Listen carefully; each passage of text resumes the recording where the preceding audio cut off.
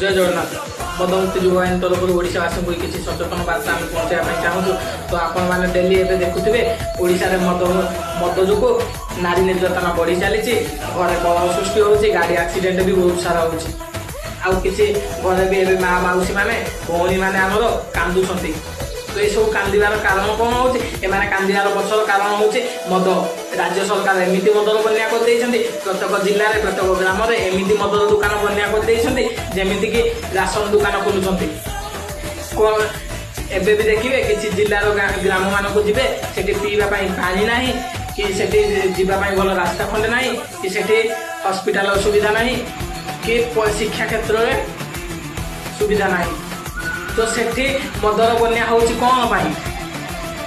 जदि तुम शिक्षा सुविधा दे पारिबनी कि पीवा पानी दे पारिबनी कि जीवा भल रास्ता खंडे दे पारिबनी मदर बन्या कौन पाई करूछ।